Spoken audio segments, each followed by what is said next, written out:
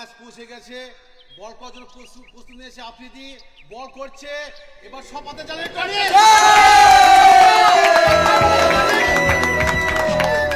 এই কিভাবে বল করছিস? মুখে মারতে পারছিস নি? বেলে ভালো করে বল কর, যেভাবে হোক ম্যাচটা জিততে হবে। সবাই আলোচনা চলছে। টনি দেখে খেল, যেন ক্যাচ আউট না হোস। ওকে ওকে। নিয়েছে, দেখা যাক। টনি আবার ব্যাট করার জন্য প্রস্তুত নিয়েছে।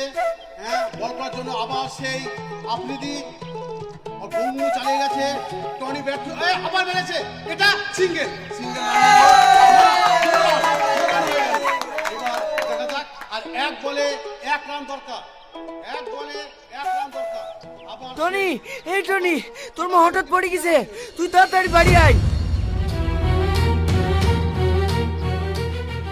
কি ব্যাপার, খেলা ছেড়ে কোথায় গেল? শুনতে পেলেন না, ওর মা পড়ে গেছে তাই চলে গেল। কিন্তু এই ম্যাচটা আমাদের, ম্যাচটা ইম্পর্টেন্ট না। ওর মা মানে আমার মা, আমিও খেলবো না। দরকার খেলাটা অন্যদিন হবে।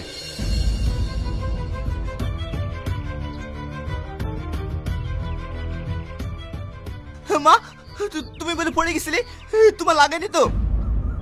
আরে সেরকম কিছু হয়নি, সিঁড়িতে উঠতে গিয়ে পা ফসকে পড়ে গেছিলাম।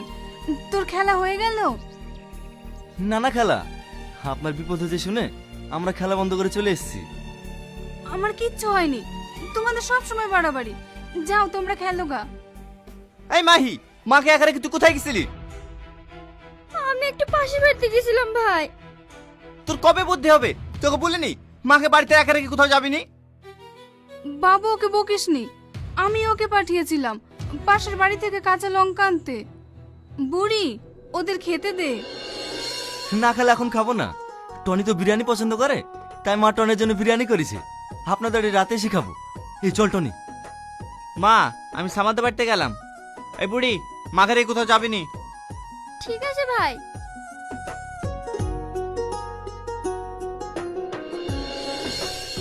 যেভাবে হোক পরশুদিন ম্যাচটা আমাদেরকে জিততেই হবে।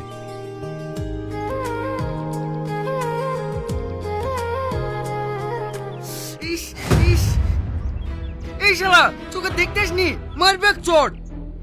কি বললি তুই? তুই ওর গায়ে হাত দিবি? একবার হাত দিয়ে দেখ, তোর হাত আমি মুচড়ে ভেঙে দেবো। আর আর ছাড় তো, আমারই ভুল। এদিকে আই।